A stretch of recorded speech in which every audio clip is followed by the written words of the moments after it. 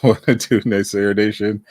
We are back with the Aftershow podcast with the unexpected appearance by Batman. It was Batman Day yesterday, and the mask was hanging out, so I figured we would. I don't know. Shout out to Batman Day. I tweeted out a little something. Well, I didn't tweet anything. I made a community post. I was considering streaming Gotham Knights, but I said, nah, I don't feel like it. Oh, I heard you talking about it at one point, and I was like, oh, I don't think I typed it, but I was like, oh, just let me know and I'll jump in. Yeah, I think I'm gonna save it for October. I want to do like a anniversary thing. Cool.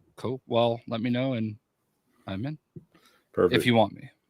Oh, I will say that something you talked about on the show last week resonated with me, and I know we're gonna do our intro and everything, but like you told me about these, and I bought some.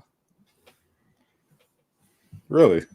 Yeah, I got them on eBay. You were talking about like the autographed card from, what is it, Guang? I don't know how to say it. Guang. Yeah. I actually got like a couple really good cards.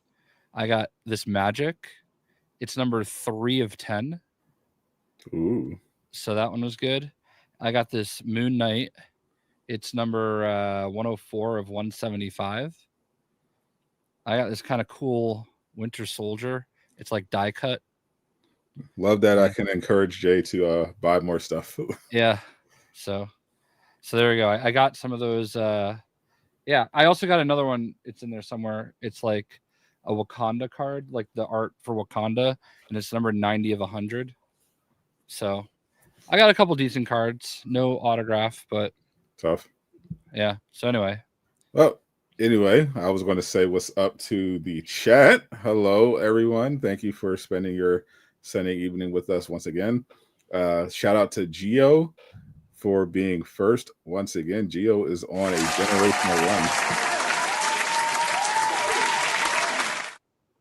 run. Shout out to Eastwood. Old man is up in second. What's up, Creeper Boss? That's an insane name. Creeper Boss is a god tier Marvel Rivals player. Oh, good to know. And a over 10-year subscriber. Oh, nice. Shout out to Liam. Super Patrick, what's up? What's up, Gabe? Dispatch 6. Dispatch getting a PS5 release. Best news you heard since the middle of last week. Gotta agree with you there. What's up, Marvel? Roderick, appreciate you. Thank you all for hanging out once again. We got another fun show because it was another crazy week. we had obviously we had a new episode of Peacemaker. We'll talk a little about that. I actually forgot about that this week. Of course you did. I didn't forget. I did a watch. I remembered my watch party. So I did. I was live when you were live doing that, and I should have remembered to do it. And I meant to do it tonight, but apparently it's National Wife Day, so I watched another episode of the show we're watching instead of Peacemaker. So valid in this case. Yes, but we still got plenty. We had a couple of days ago. We had some spicy Rise of Hydra leaks that we're gonna talk a bit about. We got probably going to end up just doing a whole summary of the Ghost of Yotei saga because it just has so many twists and turns. Yeah, and it's got even crazier. So we're gonna give you the full normal and breakdown for the unemployed. So about everything that's going on with Ghost of Yotei right now that has mostly nothing to do with the actual game. I did see some people sad that I don't like follow as closely to all the controversy, so unless it makes it into mainstream Twitter, I probably have no idea it's happening. But yeah, I did see something from somebody like it's really annoying that it has nothing to do with the game or the studio. So we'll definitely get into that, and we'll also touch a little bit on the Jimmy Kimmel situation, which has blown up completely. I saw Jay tweet a little bit about it, mainly just to say he doesn't care. Yeah, I'm gonna be honest with you. I've been seeing so a lot of the politics that I end up seeing in my feed comes from the singer of All That Remains, Phil Labonte, and he is a libertarian. But I hate that, like, I don't know. We'll get to that. Yeah, we'll get there. I have a stronger stance on the Kimmel situation. I'm starting to have one. But we'll get into it when we get there.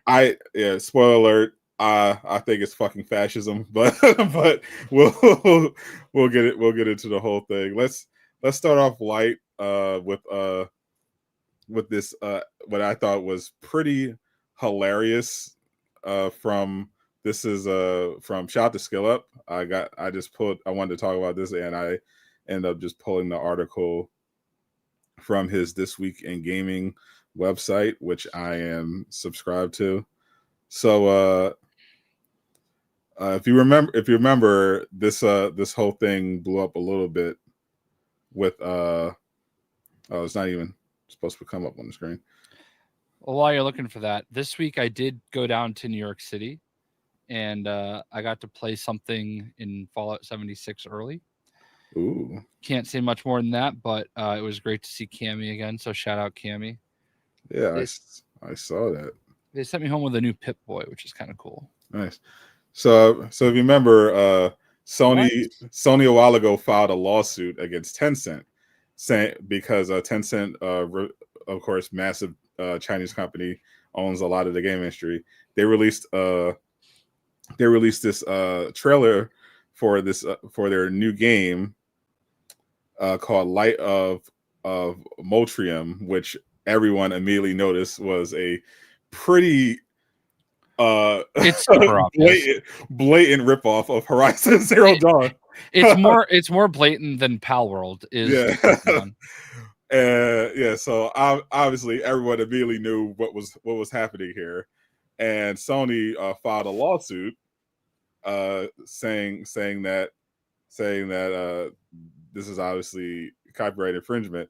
But the crazy thing is that this is actually worse than the Power situation, not just because of what it looks like, because obviously most people at a glance would think this is Horizon. It's not. This is Light. This is a screenshot of Light of Miriam. They're the Tencent game. Obviously, anyone who's seen Horizon knows what they're doing here. But unlike the Power situation, Sony in their lawsuit mentioned that Tencent reached out to them in order to license the Horizon IP so that they could use it for their game, and Sony said no, they wouldn't do it. And then Tencent released the trailer anyway, and lo and behold, oh look, it's their version, it's their Temu Horizon game, and Sony's like, well, wait a minute, it kind of looks like you just ripped us off, and you tried to cover it up by buying the license, and now you're just running with it anyway. So Tencent filed to dismiss it, claiming quote, these allegations of hypothetical future involvement in preparations for a forthcoming beta test and eventual game release are insufficient to support the exercise of subject matter jurisdiction. Court therefore lacks jurisdiction to divide the claims against the served defendants and should dismiss them on this independent basis. Their argument is essentially that they're accusing Sony of trying to have a monopoly on genre conventions, saying that what they're saying that they're not stealing from Horizon, they're simply doing what many developers have done before and borrow from established genres. Like they cited Breath of the Wild as an example of inspirations, and how they're not ripping Horizon off, they're borrowing from different genre conventions, and Sony is trying to stifle freedom of expression in the market. It's complete bullshit. I mean, What are you we? just put the two pictures next to each other, and it's like the situation where in The Office, Pam Beasley gives Like, it's gives the same. gives them two pictures. She's like, it's the same picture. You know what I mean? It's literally, it's literally the same. It's literally the same picture. Matter of fact, literally, I think I have the actual. this, this is the actual. Let me show you, just to show you how absolutely fucking shameless this is. what Tencent is doing. Uh, Kotaku has it.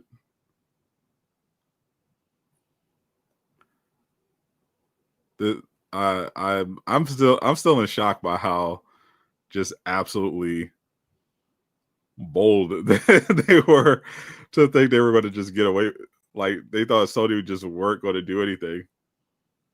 They were just going to let this rock. I mean,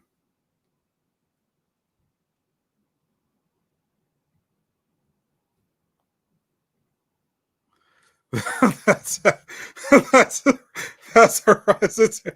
Like, what do we do? Like, come on. Like, what are we talking about here, bro? Yeah, it's blatant. It's literally the same picture. There's no way. There's, there's no way they thought they were like the fact that they had a lawyer craft this statement, just absolutely unbelievable. What remains to be seen if Sony is able to shut this down, but I can't imagine they get away with this. I tried the beta, the show comments on stage. I don't know how you feel about it. The beta what? Like there's a little slider where we can like turn the comments on in the corner. Oh yeah, I briefly saw that when I was going in the studio. Whenever they say they've got like a new thing, I always just like skip over it. Right. Yeah, but I saw the slider for it, so I'm like, we'll see how that goes. If you hate it, we can turn it off. I'm sure it's fine. Yeah. So just be normal, chat. So picked a bad time to freeze. So yeah, but like Sadat was saying, man, it's so blatant. I'll take over since it looks like he froze here. Not something that I don't know like how they thought they were gonna get away with it though, you know, like especially since they already like reached out to Sony for it. You know what I mean? Like they've already had business communications with it, and I don't know. I don't know what you do in that situation because it's clear that they already like worked on development for the game, and they were going to like just ride with it. But I don't know. I don't know what you do in that case because like I mean I guess it's your fault for carrying on development while realistically you don't know if you're going to be able to do it. I think it obviously probably would have been ideal if it was in that world, but at the end of the day, it's kind of your fault for starting that development before you had a deal. Yeah, or not, or if it's a scenario where they weren't aware of what was happening, like that's just bad oversight. Like, I honestly feel like if they just changed the main character and didn't make her look exactly like Aloy, they might have had a slightly better shot. yeah, But going the extra mile of making her look exactly like Aloy, yeah, they're not getting away. Like at least Power World had guns. Like it was a different game. yeah, like Power World. I mean, look, there's Digimon, there's other games where Final Fantasy in some ways you're like capturing animals and stuff. So Yeah. I mean, like there's other games that have the concept of catching something and using it as a fighter. Yeah. Even though Nintendo I think is trying to patent that too now. Yes, they are. So Yeah, I mean, because I don't know how they think they're gonna like win this, and they're gonna pay lawyer fees on top of never being able to release all that game. I don't know. Uh, That seems but, ill advised. But I'm not a lawyer, so yeah, we'll see how it plays out. I can't imagine Sony loses this one. Like this is bold strategy, Cotton. let's see how it plays out. Speaking of, we had this has been a month of leaks. First we had all the stuff about Wolverine being at a state of play, which is supposed to be next week, and then we had some more stuff about Venom, and then unexpectedly we had a leak about Rise of Hydra. Uh, it's been a while since we heard about that game. Last we heard officially was back in May when the publisher officially announced the game was being delayed from. It was originally they were targeting holiday 2025, according to Carrie Payton, voiced the actor who plays Black Panther, and they officially confirmed they're pushing it to early 2026. So that's pretty much all we heard about it. We had still not seen any gameplay, and all we had going for it was the story trailer. There were some people questioning if the game was even real. And then we got this big leak. We had about 6 seconds of clearly in developer build gameplay from about 2 to 3 years ago, and we got a bunch of screenshots. So obviously we can't show the gameplay video because Don't it's want to take that risk. well, it's literally been nuked from even from the original source. Gotcha.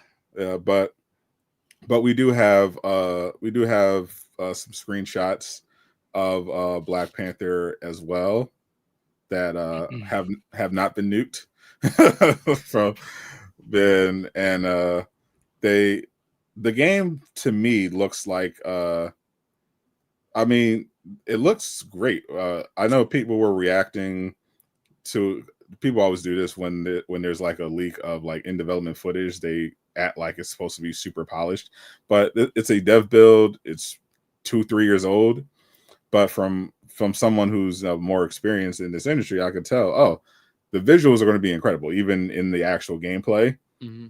And I really like the animations for Black Panther as well.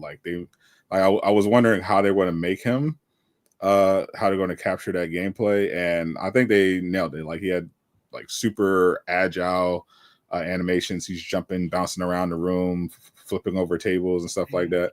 So I think the combat is actually going to be pretty solid in the game, and obviously visually is going to be pretty good.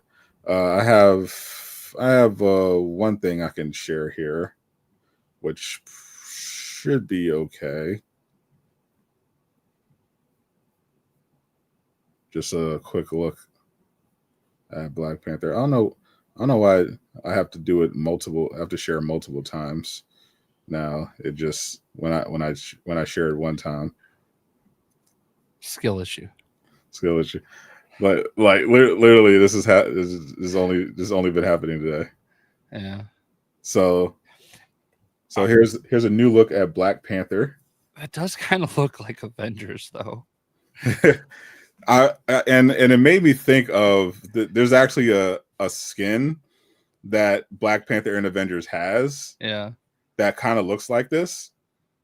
Like it's actually it's like a combination of things. Like he's got the like kind of shawl thing, but that version is like he's an actual panther, whereas this one is is the suit, but it's stylized to look more like a panther.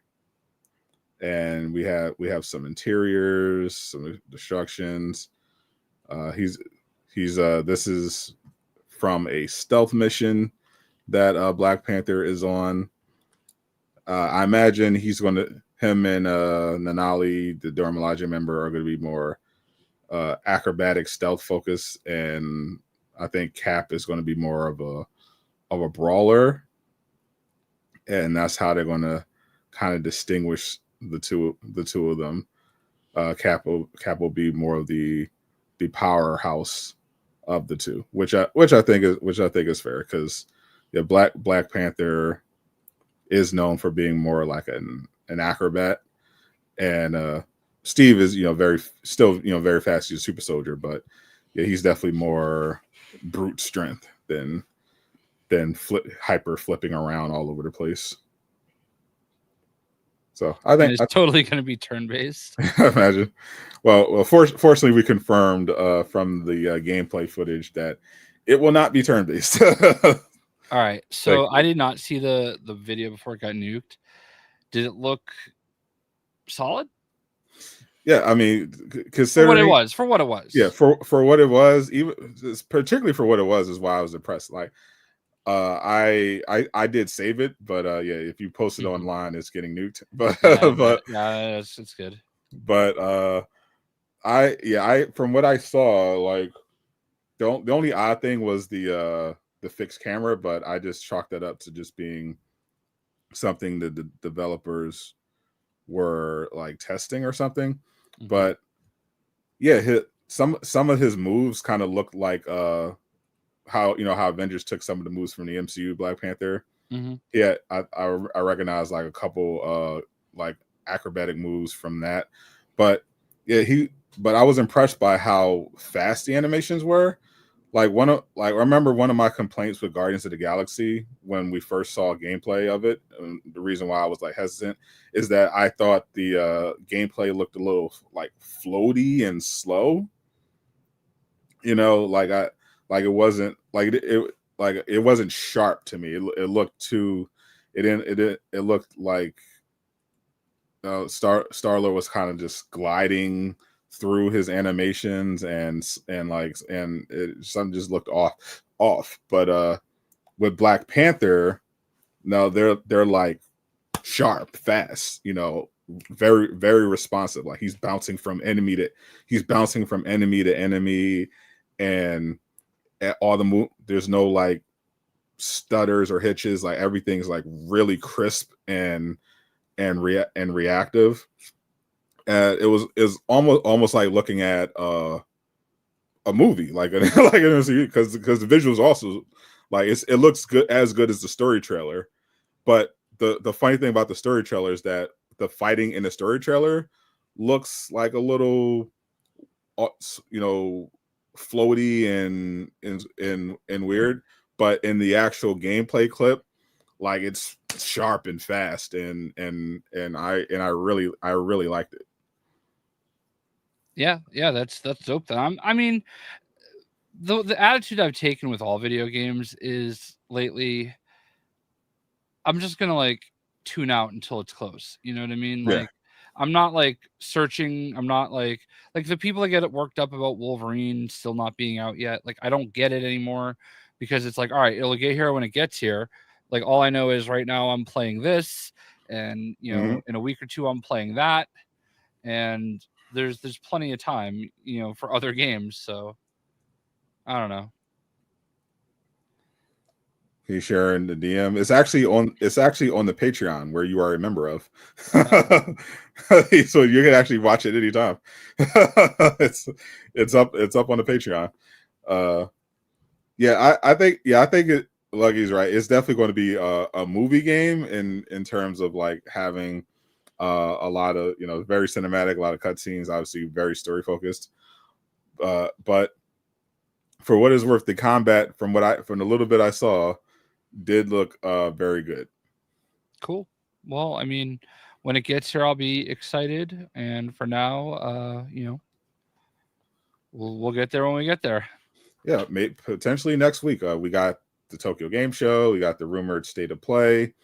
I can definitely see Sony doing like a partner marketing deal with Rise of Hydra, promoting the game, have the world premiere gameplay trailer there, or of course they could save it for the Game Awards. They literally have to pick one or both, because if they're targeting early 2026, I mean, you have to be at one of these. I know the Tokyo Game Show is a big deal, but I don't know that it's as big a deal here yet, if that makes sense.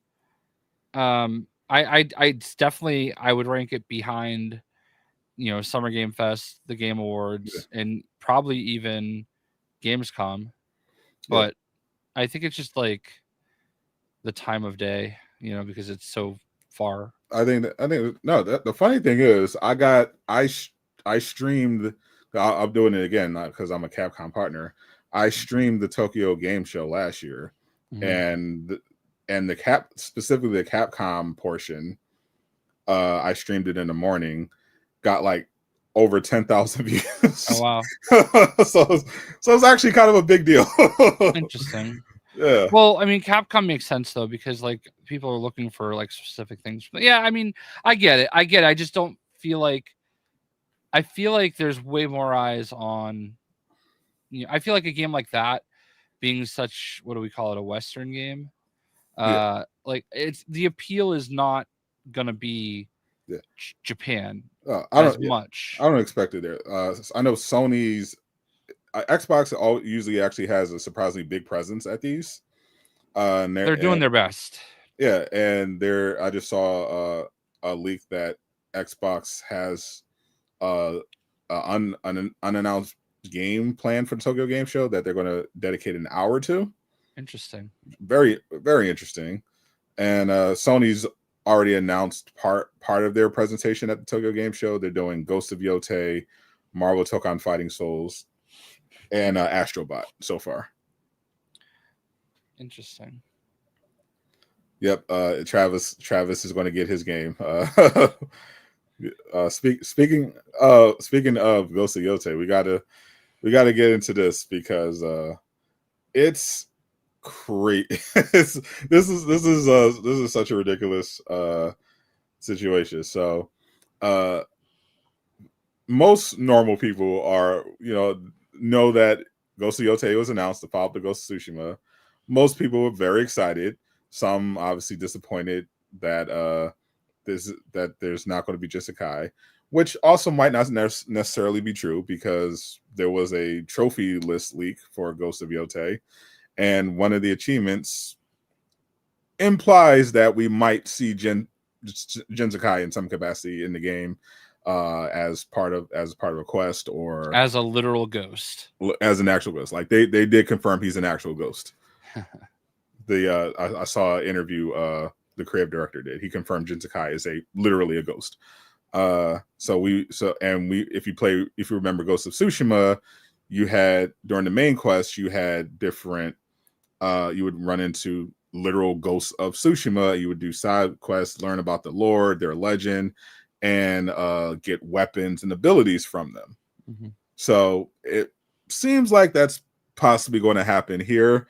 But that aside, people, generally happy, but there was some disappointment. No Jin, but the culture war and right-wing portion of the internet were immediately attacking the game because of there being a female protagonist. That's their whole shtick, and they also doubly were upset because the actor who's playing the lead in Ghost of Yotei, Atsu, is an outspoken activist whose politics don't align with theirs, which makes it bad. Yeah. So for months they've been attacking the game, attacking the devs, attacking the studio, saying it's going to be woke, saying they're going to boycott it, it's bad, don't buy it. Cool.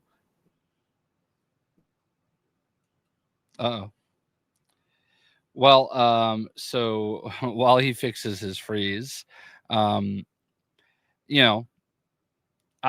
looked into the actress that plays Atsu, and she is definitely very outspoken, and it is kind of crazy in today's climate, in today's world, to be a voice actor that relies on these roles. And I heard him. I think he said F off. But almost looked like he was back. Anyway, it's if I were in her position, I don't know if I could do it. I'm gonna be honest with you today. I angry tweeted about Borderlands today, and someone hit me up on the side and was like, I don't know about that, and I deleted it. So yeah, and that's just not even like anything nearly as controversial, you know. Oh So yeah. it's like a tough. It's tough in this industry anyway. So to like risk anything by, I mean, it's a choice. It is a choice, and yeah. So basically, yeah, literally the day of Charlie Kirk's assassination, several game developers, including one from Sucker Sucker Punch. Punch, went on Blue Sky. Yeah, It's always Sucker Blue Punch. It Sky. was several other studios. Yeah, but it was on Blue Sky, of course, and they were this particular person at Sucker Punch was making jokes about Charlie Kirk. And now for me, I don't mind dark humor. I actually appreciate some dark humor. In fact, the one of the hardest, this is going to sound horrible, but one of the hardest I've laughed in my memory was scrolling Twitter during the Boston Marathon bombing. Oh God. Yeah, yeah, sounds bad, but not. I was caught off guard. It wasn't my fault. so I was scrolling through Twitter the morning the Boston Marathon bombing happened, and I saw it. I saw that Anthony Jeselnik tweeted something. Oh, I remember that. Yeah, I just love yeah. Anthony Yeah, Jeselnik. so So he was a pretty popular comedian at the time. He had his own show on Comedy Central, and his whole shtick was that he tells like really edgy, dark, right. like really crazy, over the top, dark jokes. He goes crazy on roasts as well. So I see him tweet, and I'm thinking, I see the tweet at first. I'm thinking, oh, even Anthony Jeselnik is serious today, and the tweet said, there are some lines that shouldn't be crossed today, especially the finish line. And I fucking lost it. I Yeah. immediately was like, oh no. I was like, oh, his show is gone. But that's that's a funny. That was fucking funny. Yeah. Now, the problem is that there is a time and a place for dark humor, and I don't mind dark humor, but I recognize that the context matters. And Yeah. like, I'm okay with a comedian pushing boundaries, but Yeah.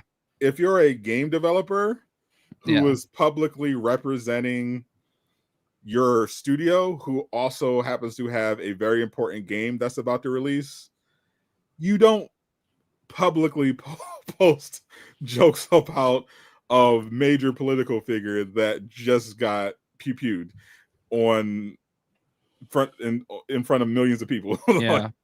So here's the thing. It's also beautifully ironic the way the same people that had no problem canceling Tucker Carlson, during because they didn't like his opinion, are now sitting here crying about freedom of speech. Like it's always a whataboutism. It's always revenge. It's always like everybody finds irony when they're both being ironic. That's my problem in all of this. It's been very entertaining watching the woke right try to cancel everyone, who even people who aren't making jokes about Charlie Kirk, just people who are having reasonable takes about it, but maybe just didn't agree with him because he had many things he said that were disagreeable. Trying to get them fired, trying to ruin their lives over. Oh, and like I even saw one of the Pam Bondi in the Trump administration talk about going after hate speech now, which is like, oh wow, we've just going all the way around. Like they've completely swapped places. And the craziest thing about the Ghost of Yotei situation is that they fired this person immediately. That made the comment, and in their defense, in their credit, respect to them, they didn't care. They like in the moment were like, yeah, I don't care. they were all about fighting for what they believed in. So they had no regrets. They double, triple, quadruple down on what they said, and no respect. They didn't give apology. They didn't mean. They say, you know what? They don't care for Charlie Kirk, and they're just going to say how they feel. They don't care what happens. So Sucker Punch fired him, fired her, and of course that wasn't the end of it, because again, this was never about Charlie Kirk. They were already targeting Ghost of Yotei. They were already calling it woke. They were already boycotting. So now they're pretending that they're boycotting it over Charlie Kirk. And they were like mass tweeting under, like they were dropped a new trailer for Ghost of Yotei, and under all the posts they were mentioning, oh, you're afraid to post this on Twitter. You know, they're scared of the backlash. And meanwhile, Sony literally tweeted it on like 2 different accounts. but and this is after they already fired the employee. They were still going at it. And now they had a representative at Sucker Punch actually finally issue an official statement about the situation, and they effectively just confirm, yeah, they don't stand behind it. They fired the employee. They said the facts are accurate.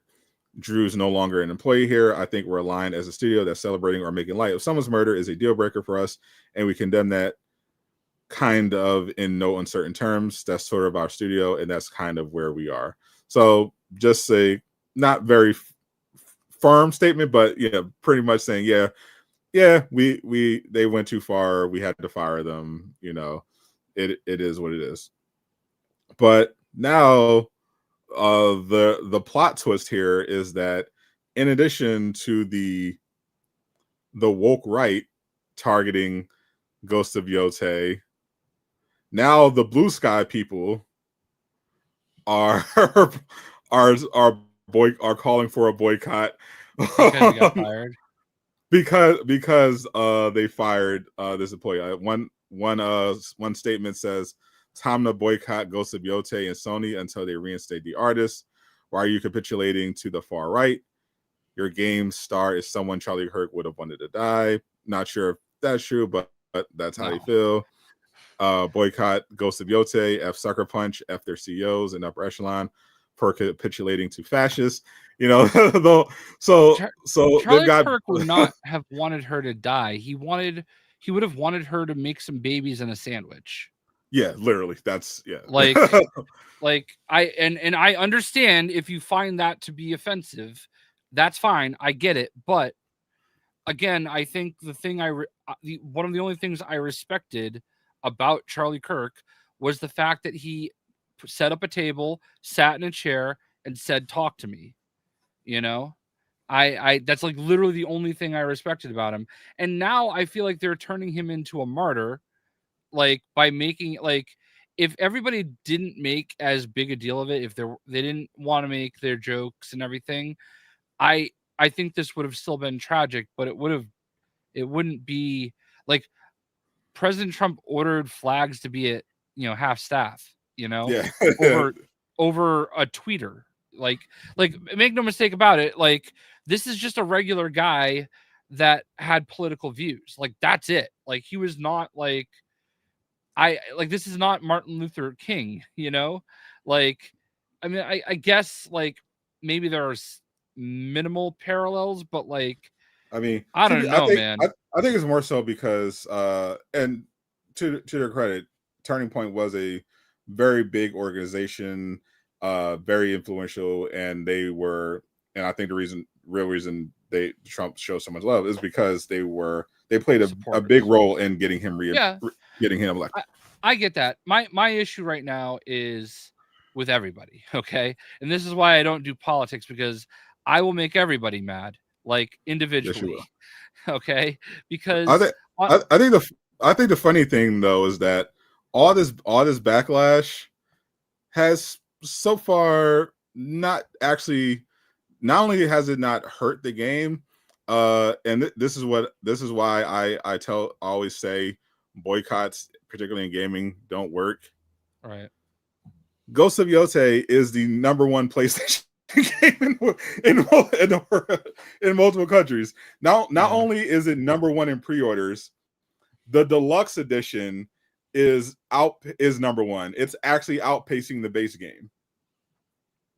Nice. So not only are people pre-ordering Ghost of Yotei in large numbers, they're getting the deluxe edition. just because. I mean, I've got the collector's edition on pre-order, and I'm pretty sure that does not come with the game, which I like. I've got the controller, I've got I'm as hyped up about the game as it is. But like my biggest issue right now is that like it's just a role reversal that we're dealing with right now. Yeah. It's if you remember during COVID, like there were a lot of people getting canceled because of their takes on COVID, Yep. like there was the whole disinformation, and it was like Mark Zuckerberg came out this week and was like, the Biden administration was pressuring us to censor posts that were anti like vaccine and like COVID deniers and whatever. And it's just an absolute role reversal right now. It's the same people that were upset that though their people were getting canceled are now doing it. And part of the reason I think they're doing it is because they're the ones that for years now have had this all perpetrated against them. And like they were the ones that were, because during the Biden administration they were in charge, like it was them. And now it's the absolute reversal. I actually don't agree. I think this is just who they are. Because I've been following politics for a long time. I followed. I just don't usually talk about it. Not as much lately, but I was like hardcore into politics, even like participating in campaigns into politics. Sure. Like, and I remember in the 90s, before my time with the 80s, but definitely in the 90s, the right were basically the SJWs. They were trying to cancel movies, they were trying to cancel video games, and it's all about the family values and everything like that. And people thought they were a joke and like, oh, stop trying to ruin and censor the culture. And then they got power with the Bush administration, and when they had that power, they used the authority to suppress any opposition. Like famously, remember the Dixie Chicks?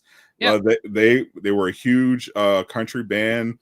The right loved them, and they made the mistake of speaking out against the Iraq War, and completely canceled by the full Republican movement. It's cyclical, though. That's what I'm saying. It's cyclical. And then we had the run where you had people on the left saying, "Oh, we have to stop all these. We have to change video games because they're mistreating women, and we these bigots and then the right kind of tried to rebrand themselves as warriors for free speech and expression, and we got to allow boobs in video games and all this other stuff, and you're trying to cancel us. We need freedom of speech. Everyone should be able to speak. There's no hate speech. There's we got to stop the cancel culture. They're trying to stop us from speaking the truth or speaking our minds. We got to stop that. And then they win the White House again. And now it's, you said something about Charlie. You're fired. Get him fired. Yeah. Literally, Jimmy Kimmel just lost his show because of it. Yeah, but like, and I don't think FTC literally. Yeah, and I agree with that. That shouldn't happen. Like the government shouldn't have that much control over, but like they did stuff like that to Tucker Carlson. Like there's saying that the two governments, like the Biden and Trump way worse. I don't disagree. Like what's happening now is absolutely shouldn't be happening.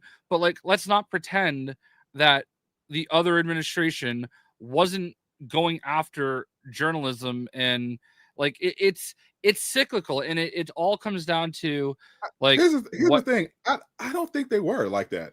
Like I well remember, there I've but that's the I thing. remember I've seen some pretty good stuff like that here's shows the it. thing. The big thing about the biggest thing from what I remember about It's not the a false Tucker comparison.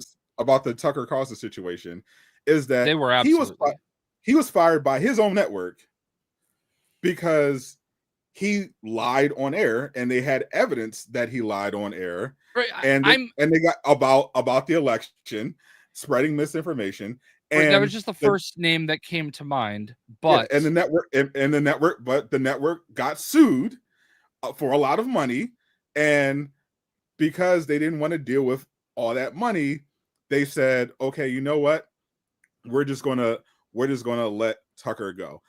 That's very different from the FCC applying pressure to get a comedian removed from the air again, because I'm they said 100% on your side on that. something offensive to Trump. But like, I'm just bringing up there are absolutely examples of the Biden administration going after the media for COVID stuff, for like the laptop, Hunter's laptop, which was all true apparently.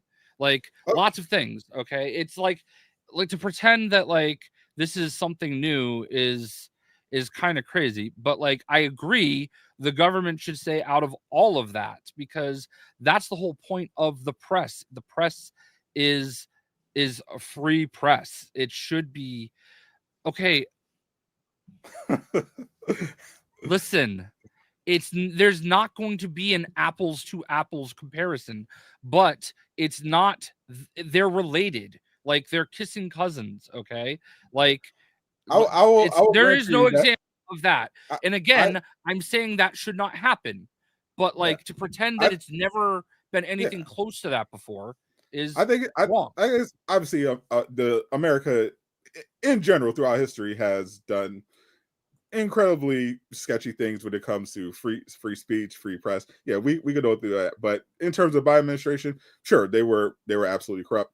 But I think what's most striking here is how just flagrant and over the top the Trump administration is. Oh, I don't disagree with that at all. And in that regard, I don't think it's comparable to the Biden administration at all. And believe me, the last thing I want to do is defend anything about this. I'm just pointing out that like everybody has their hypocrisies in this. Yeah, like I thought the social media platforms, specifically the social media platforms, censoring the Hunter Biden laptop story was definitely messed up. They should not have done that. They should, if they were getting pressure, which I've seen conflicting reports about, they should not have complied. But at the end of the day, I think that just the Jimmy Kimmel thing was just so egregious. Where when you have the FCC chair go on a right-wing podcast and threaten to pull ABC's broadcasting license because he didn't like something Jimmy Kimmel said. And by the way, Kimmel didn't even say anything that bad. Like he didn't make a joke about Charlie's passing. He was just he just made fun of, literally all he did was he made fun of Trump's honestly weird response when he was asked how he was holding up about the Charlie Kirk's death. He said, "Oh yeah, I'm fine." He started talking about construction. It was a weird response, and he made fun of that. And he also pointed out the fact that the right were rushing to like blame, to find some minority group to blame on the whole thing. This is exactly why this conversation is fucking useless, okay? Because it literally doesn't matter what either one of us say, all right? It doesn't matter. Like, people pick their lane and they're going to stay in it no matter what. No matter if I agree that what Trump is doing is wrong. But I'm just pointing out the fact that there are people right now that are complaining about what happened to Jimmy Kimmel that had no problem doing it to other people. That is the point I'm trying to make. I'm not trying to make anything okay with that the matter. that part I It disagree does with. not matter. No, I, it doesn't matter. It literally does not matter what I say right now about politics. I play video games, okay? That's all you should give a shit about, all right? Like, this is exactly why I don't talk about it, because people are just gonna hand wave away what I'm saying when it's true. It is absolutely true that the people that have a hard time with Kimmel's situation would have had no problem doing it to somebody they disagreed with, and vice versa. We're seeing there is a both sides of this. There absolutely is. Not what Trump is doing. I don't believe in any scenario on the extreme, whatsoever. I can't hear you. maybe on the extremes, but I think maybe on the extremes, but I don't think the thing about the Kimmel situation is that it's a lot of it is bipartisan as well. I'm seeing people on the right pushing back against the Kimmel situation as well. And I can't recall people on the left that were calling for the FCC to censor right with me. I know there are definitely extreme, and that's why I don't like talking about necessarily extremists and because you can always find extremists on both sides who are going to have the wackiest takes. But I think just in a general sense, for if we're excluding the most extreme people on both sides, I think the Kimmel situation is one of the most egregious things we've seen in a very 100%. Long time. The FCC should not be getting involved in the matter of somebody's jokes. If he dropped an F-bomb at the wrong time, or if he showed hardcore pornography, that's when it's their job to come in and find. They should not be mediating what people are saying. I'm not defending that, and I don't understand why people can't comprehend that. The problem is that these people have no problem canceling one person for the same thing that they cry about the other. Take away left, right, anything. This person has no problem canceling that person for their opinion, but then they cry about it when it happens to somebody they agree with. That's what I'm pointing. It doesn't matter who it is. It happens all the time. That part's definitely true. Yeah, in terms of just general hypocrisy, yeah, of course. We all know that people that both sides have taken turns trying to cancel each other. Roseanne got canceled by the right. James Gunn got canceled by right. Roseanne got canceled by the left. James Gunn got canceled by the right. They all go back and forth. It's just, oh my God, Manny, shut the fuck up, respectfully. Okay, I'm not talking about that, and I don't know what part. How many times I have to say that. It doesn't matter if it's the government or not, okay? I'm not talking about the governmental aspect of it. Jesus fucking Christ. I don't understand what's not sinking in. I'm not talking about that part. Do you understand the words coming out of my mouth now? It's a lot of other people that did that too, though. It's not just the government aspect of it. Yeah, I think what Jay's trying to say is he agrees. He's more so talking about the general. He's more so talking about the general, because people aren't mature enough to have the conversation and listen to what I'm actually saying. They want to conflate it to be something that I'm not saying. I literally could not be more against the FCC getting involved. I don't agree with that whatsoever. I don't know how much different I can say it. There's somebody that I know, okay? He goes by the name Turtle Boy. We're having a great day. He's a journalist named Aiden Kearney, okay? He's literally dealing with the cops that he writes about during the Karen Reed trial, arresting him and charging him with whatever they can to just stick him in jail. And I have a really big problem with the media being controlled by the government. I have a really big problem with that, okay? And it has nothing to do with politics. It has to do with what's right and wrong. Jimmy Kimmel, I don't care what he said. I made my point this week. I just appreciated the fact that he put heavy fucking metal on his show when not a lot of people will do that, I don't want anybody to lose their job over something stupid, especially when it wasn't even that. I don't like anybody celebrating somebody being fucking murdered. I think that's kind of stupid, but whatever. but like I don't really think the FCC should be getting involved there. But I'm not talking about that aspect of it, because before the FCC did that, there were all sorts of people up in arms calling for it to happen. Okay, it's whatever.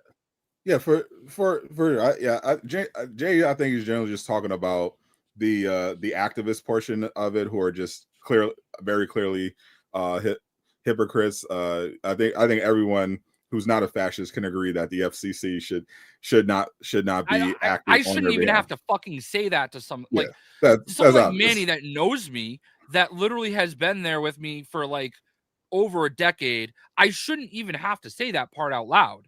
I think he should know that, like, I even though I don't talk a lot of politics, like the person that I am is very clear that I don't support mostly anything that Trump does. I didn't vote for him any of the 3 times. I voted for Sadat the Gamer for president last year. As you should. I don't think they're the same, but they do have very similarities in the way definitely the way the extremes can behave, where yeah, like we've literally seen the right circle around from free speech to cancel culture. And I think the general issue is that these activists don't actually have any principles or values. They are just kind of just in it for the power, and they will go against whatever they said they were in favor of as soon as it's convenient. I think it's really fucked up that like we are now in a society, and have been for many years, that when something happens, the first things people do is go looking for things to, like, people to point at, you know, like, oh, look at this person, or the people that like initially just want to go out and make some like ridiculous fucking statement, you know what I mean? Like it's just, but like it is an everybody issue, and when you sit there and say, well, it's not me, like, or it's not the people that I agree with, you're wrong, and that's part of the problem, because everybody does it. It's cyclical, and it's old, and it's like the only reason I ever have had any sympathy for the right is when sometimes they like it's just an extreme example of people just labeling them things because they have different values. I don't agree with everything, but like, I don't know, man, like it doesn't matter. It doesn't matter, because it doesn't matter. It doesn't matter. I've said my piece. I've said too much. My point was made.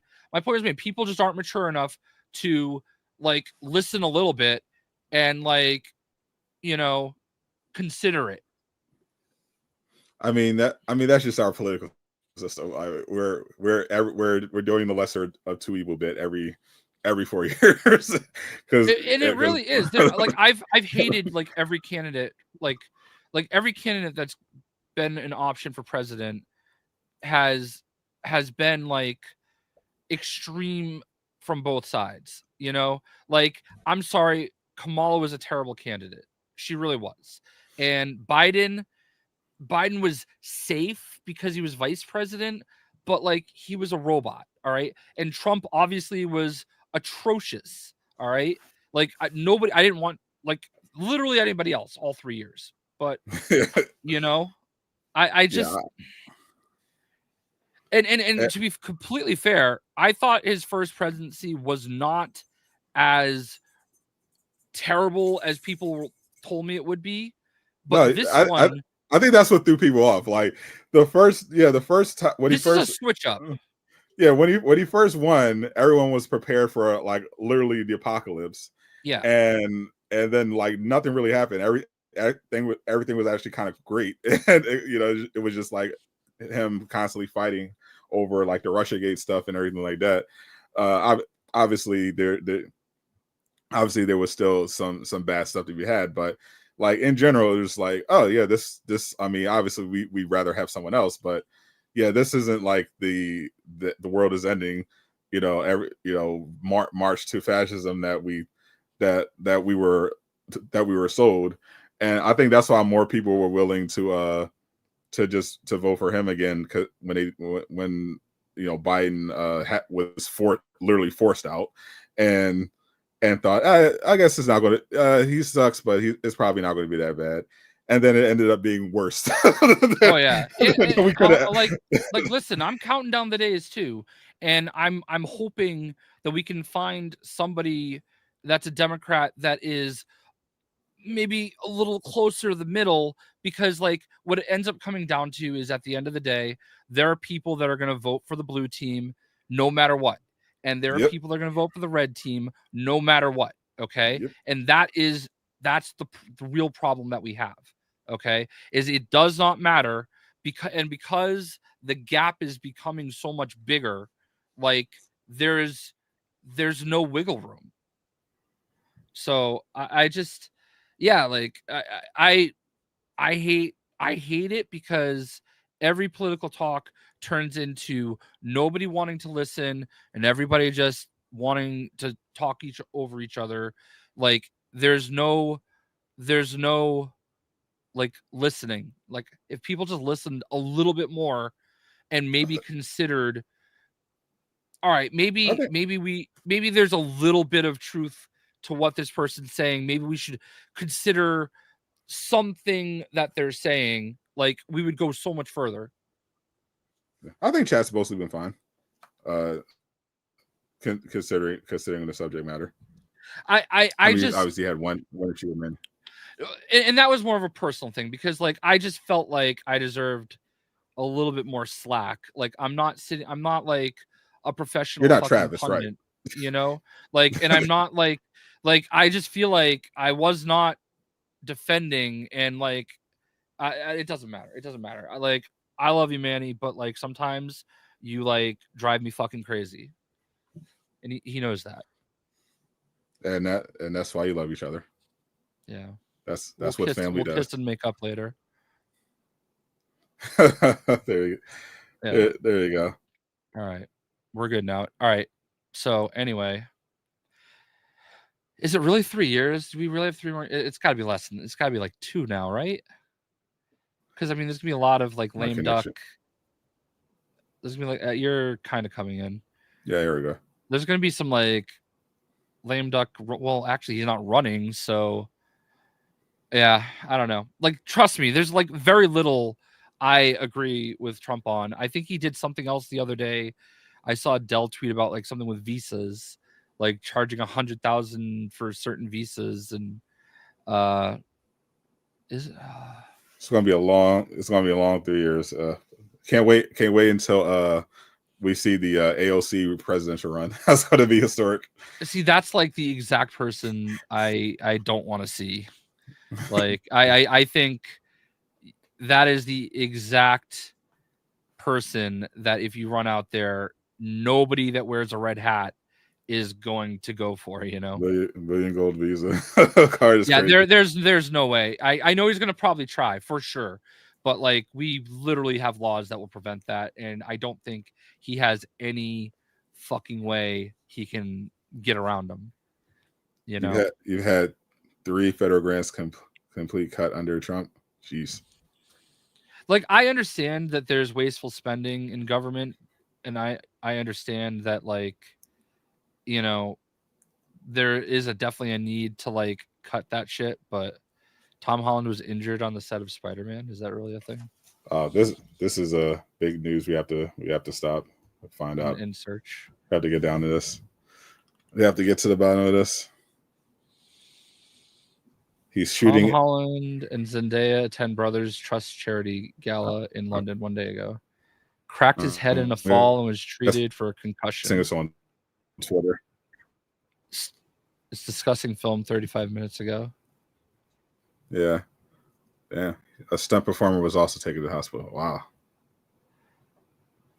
Yeah, it doesn't. I mean, a concussion obviously is not great, but I mean, can be very serious. But he's being. But it seems like he's okay. Yeah. Well, like this is a good transition to get out of here. Yeah. Like we've like it, my main point was that like as somebody that like kind of sits in the middle and like just judges each situation, it's hard for me to see anybody on either side complain about anything. Jay fence sitter.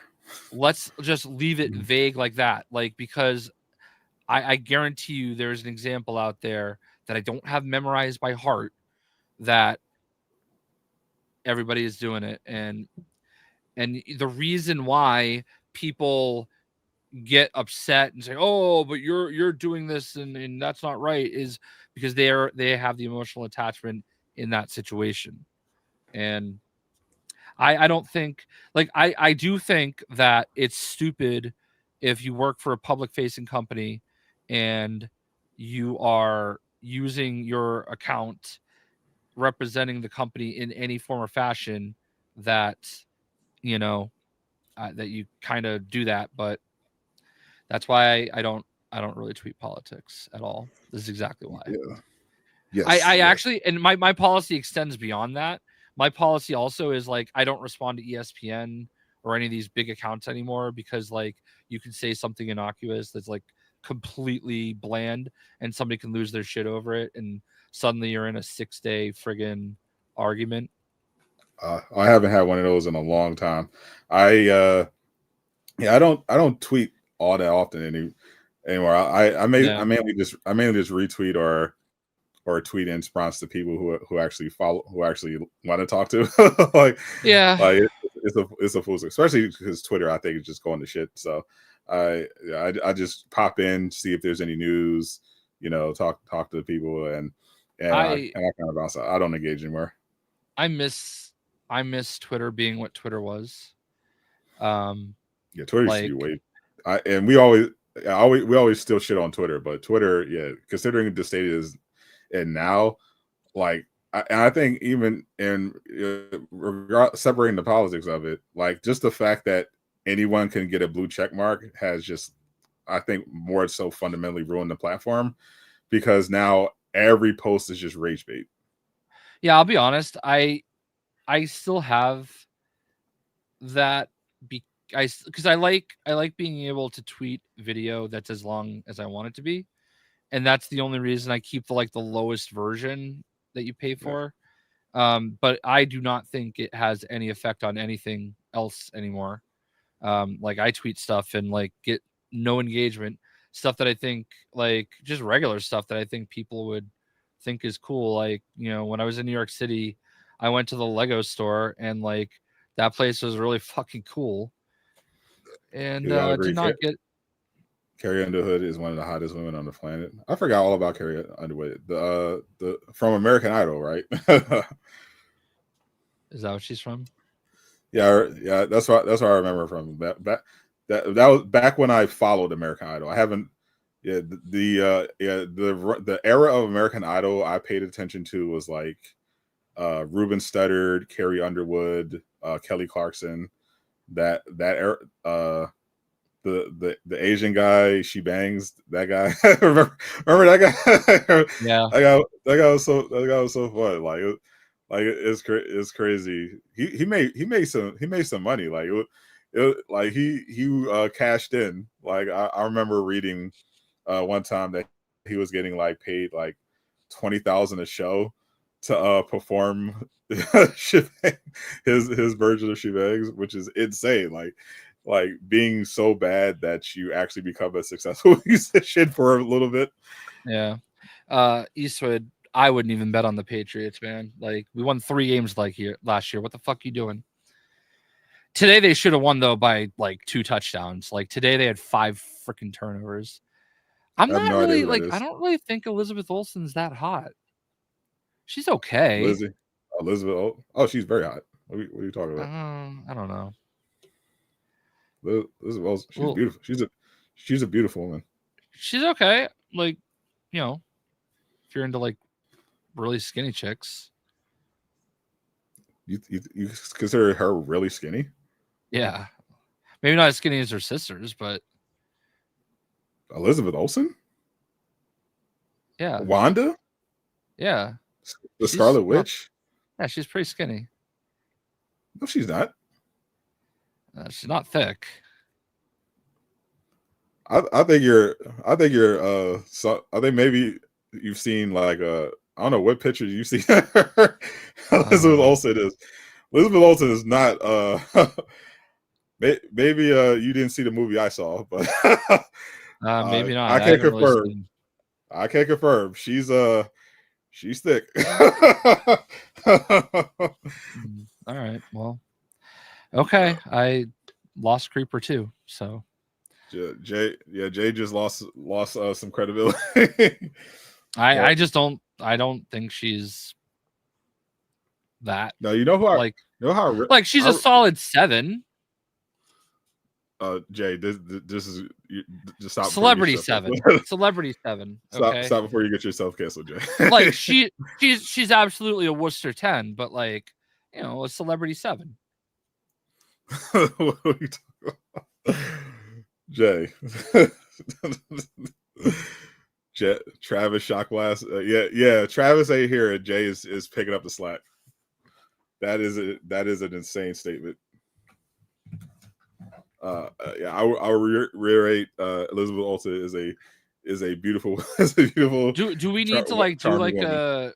a rate, like a ranking list of the women of the MCU? Because I don't know that we don't need to rank women, Jay. we don't need to do that. I don't think it's a C. She's like a B-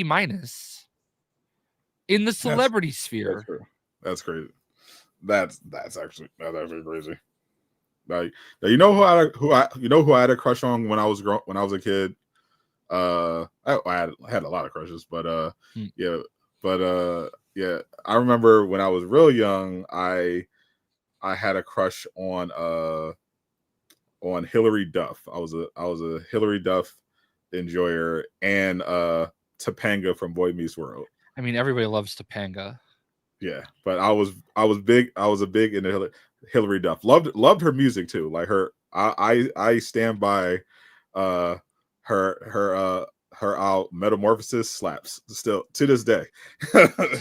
Yeah, I was more of a Kelly Kapowski than Topanga, though. I vaguely know that name. I obviously I was very much into I think my big ones were Hillary, Topanga, Vivica A. Fox in Booty Call, and Zoe Saldana in Drumline. Before, of course, I found my one true love, Alicia Keys, when songs in A minor came out, had me in a chokehold. Gotcha. So I has a good taste. Damn right. Yeah, I'm blanking right now. So forgot aren't you? I know the only J crushes I know are Pam Beasley and Power Girl.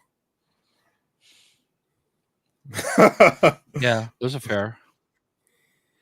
I have a friend that actually was at a bar one night in Worcester, and Topanga just was randomly there at the bar. Oh, lucky bastard. Yeah, he has a picture with her like somewhere. I'm not looking for it because nobody cares, but she is very, very into wrestling, actually. Oh, really? So you might no. I was thinking she actually has a wrestling figure coming out. Oh, that's actually got to clip the Wanda combo. That's fair. What about Squirrel Girl? Oh, yeah, obviously we all know Jay loves Squirrel Girl for sure. Nah, I mean, what's her face? That was gonna be her. No. I actually had when I got a little older. I actually had a crush on Carrie Hilson. She, obviously she got canceled by Beyonce's people, but she has some really good music, and I actually saw her in person. I was with my friends. We were supporting a client who was supposed to perform at this like big Power 99 concert, and we were walking through the lobby of this hotel, and just 20 feet from me, I see Carrie Hilson walk by with like some security, and that was like one of the first times. I think that might have been actually the first time when I realized how like beautiful some of these celebrities were, because like I've met celebrities before, but when I saw Carrie Hilson in person, I was like, oh damn. Oh my lord. Yeah, I don't know Gabe's for why I sure. can't find. Yeah, Gabe for sure. A huge crush on Aaron Pierre. And you know what? I make fun of Gabe, but you know, valid. That's a beautiful man. he deserves to be Jon Stewart. Dude, why can I not Iron find Man 2 and like? Scarlett Johansson. Oh,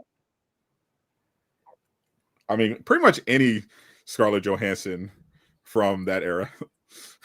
Scarlett Johansson had. I feel like that was Scarlett Johansson's like everybody's answer, especially from that era. Ring Benedis, Ryan Reynolds. Oh, of course, yeah. No, for me, yeah, I understand why people love Ryan Reynolds and Aaron Pierre, but for me, I actually will vouch for Simon Baker from The Mentalist, and what's the guy's name from White Collar? The guy that plays I don't Neo know. in White Collar. There she is as with Danhausen wearing the makeup. Matt Bomer. And there's her action figure that she's getting. Oh wow. That's lit. Danhausen is a wrestler and he wears paint and curses people. Rachel Brosnahan. Oh great pick. Yeah, Rachel Brosnahan. Yeah, like I became a big fan of hers from Mrs. Maisel. And then when I saw her, she was going to be Lois Lane. I was like, perfect choice. And then I saw that one picture of her where she was doing press for Superman, and she had that dress. Lord, Simon Baker wears a Rumple's like. Oh, Gabe, man, like he wears the nice little rumpled coat with no collar, obviously, because he's a G, no tie. But yeah, like I absolutely love The Mentalist, and yeah, he was in The Devil Wears Prada as well. I thought he was great in that. Yeah, it just me personally, anytime Simon Baker is involved in anything, I'm watching it. Like like Matt Bomer, I just really like White Collar. I thought he was great. I wasn't watching the stripper movie with Channing Tatum or whatever. But if Simon Baker was in it, maybe I might have tapped it.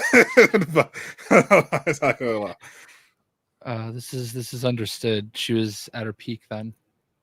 Oh yeah, but yeah, I saw a short about that scene where she put Happy in the armbar. The comments were insane. I'm trying to think of President Angela Bassett. Oh, valid, absolutely valid. I mean, that's auntie, but for sure, beautiful woman, very beautiful woman. Great in Wakanda. I think the only good part of Wakanda Forever. I thought that movie was absolute dog shit, but Angela Bassett was fantastic in it. She kind of saved that. She kind of saved that movie. That's the only reason I was able to get through it. Angela Bassett is the keeper. I made this shows my unk status. I remember Angela Bassett and how Stella got her groove back. And that to me was like peak Angela Bassett, because I never looked at Angela Bassett that way outside of that movie. that was kind of iconic. I'll tell you my current favorite is Stephanie Vacour. She is last night became the WWE Women's Champion. There are a lot of reasons. Angela Bassett, Strange Days. I've literally never heard this woman. Stephanie Vacour. Yeah, I have no idea who that is. I don't keep up with wrestling. Hold on, I'll. All right. Well, first of all, let's. She's got like one of the greatest moves in all of wrestling. She won the title last night. Oh, I saw you tweet that. She's from Chile. Look at this move right here. Oh wow, that's crazy. Yeah. That's not like the move that she's mostly known for, but look at it in slow motion. Wow, she's Like super. that. That's Look that. Wait. Hold on. We'll just freeze frame it right I'm there. guessing Jay's just a fan of the costume more so. No, she's awesome. Like she's really really good. Oh, there's another reason a lot of people might like her. Listen, I'm just sharing the Gooner stuff for you. Jesus, Jay. I just typed her name into the Twitter search bar. Like Twitter did the rest. Okay. Wait, this is the one that was also very popular yesterday. This while they're upside down, and of course, Alien comes right in when Jay is spreading this Gooner filth. Sorry.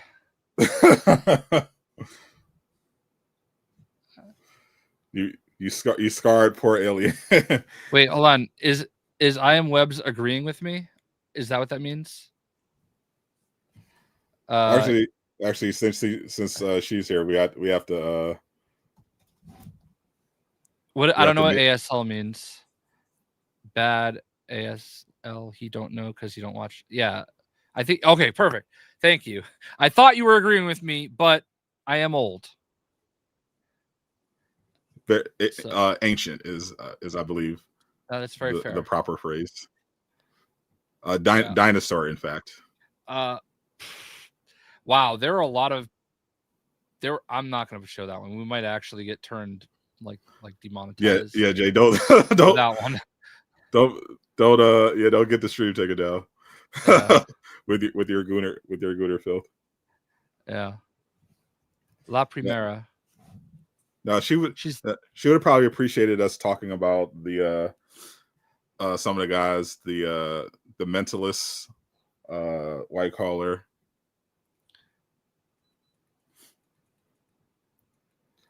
Me and Gabe were mostly glazing. We gotta since we have a lady president, it's only right that we even it out. Oh boy. the little Simon Baker from The Mentalist. He has so much aura. I have never seen that show, so I'm vaguely familiar with who he is. You're 100 years old and married, and you've never seen The Mentalist? She doesn't watch The Mentalist. How's that possible? She watches shows about people that like want to build houses in Alaska in like super remote places, and dreams about holding me captive on a cruise of Alaska that she's already done before, and that I've just kind of at this point acknowledged that I'm probably going to end up on one of those. Yeah, fair. We know what Jay's watching in the back. No, when I was a kid and followed wrestling, I was all about Trish Stratus, Tori Wilson, Sable.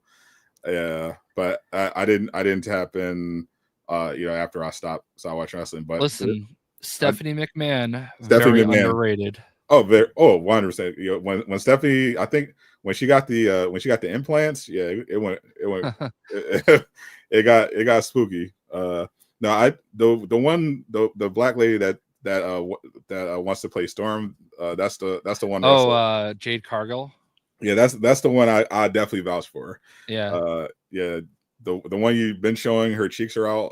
Yeah, not for me, not my interest, but yeah, Jade, she any day she can. I'll take her last name. 100%. Oh, you like Naomi Webbs, huh? Naomi is one you might also like, but she's Samoaned up. True. When Eastwood was a kid, wrestling was done only in Greece between naked men. there were no divas. Wrestling was strictly male and greased up before the lion fights in the Coliseum. Yeah. Last night was really annoying because WWE, like all their pay-per-views have been on Peacock, and before that the WWE Network, and I'm subscribed to all that. And now they just signed a deal with ESPN, and Oh wow. ESPN launched a new app for it, and is it on Netflix too? In Europe, only Monday Night Raw is on Netflix. They've parceled out all their stuff to different places. So last night, in order to watch it, you had to have the new ESPN Unlimited, okay, which is $30.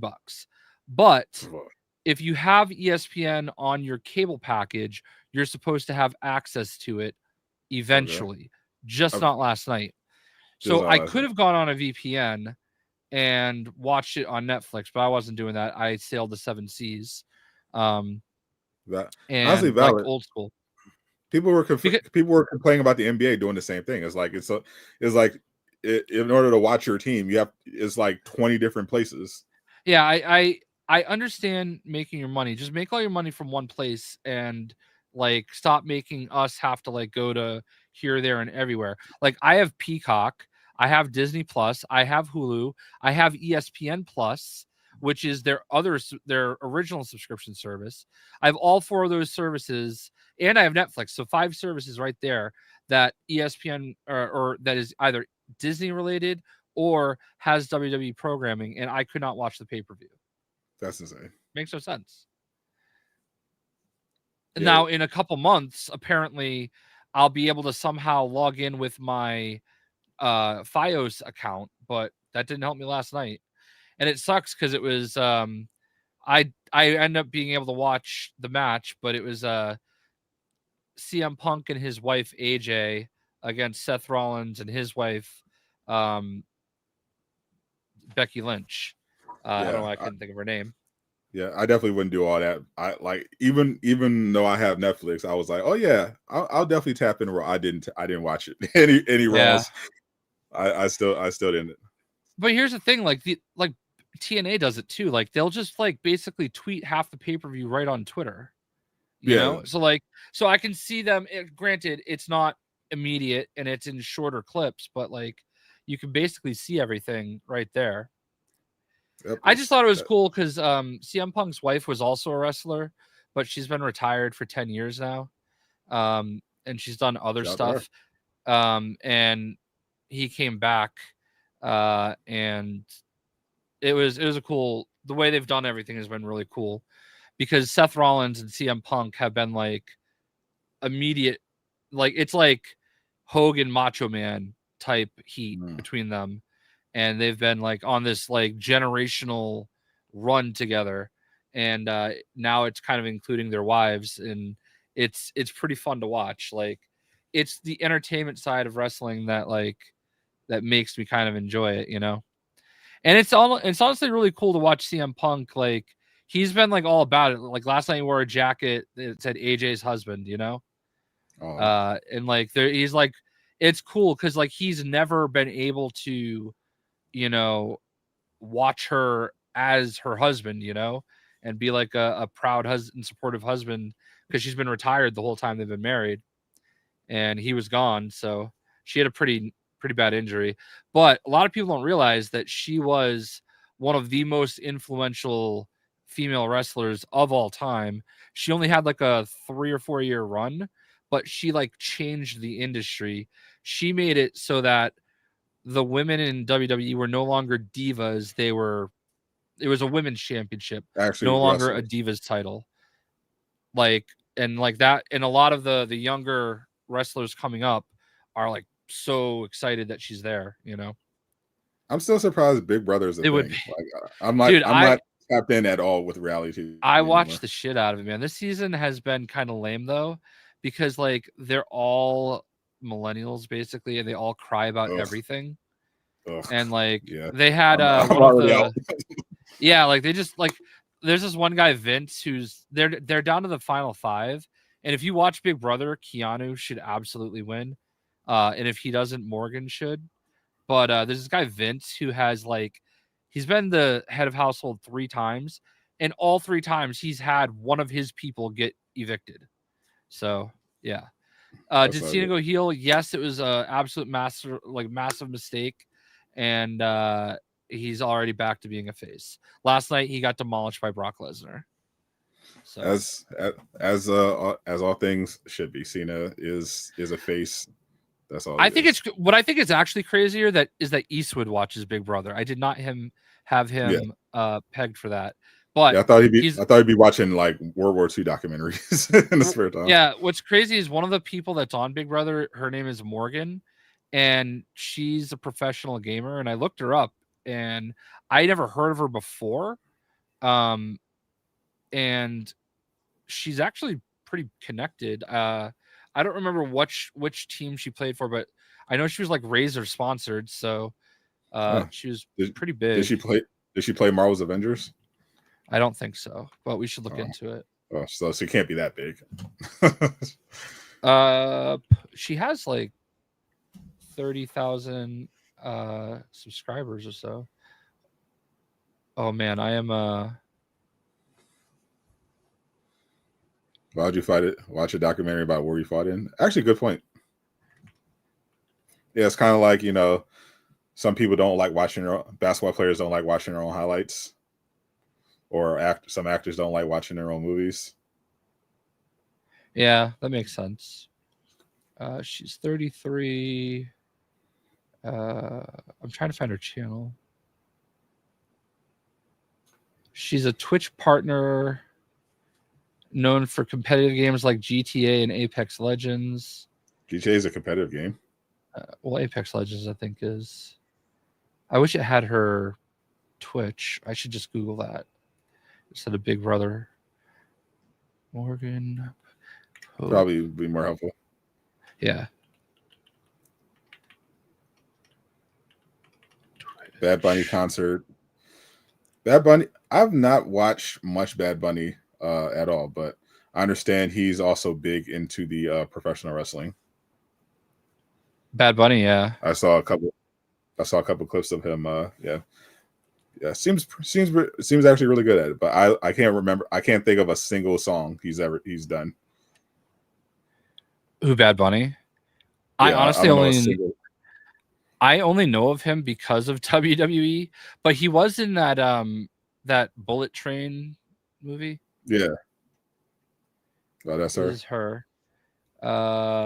She was on Twitch Rivals. I guess that's all we have here.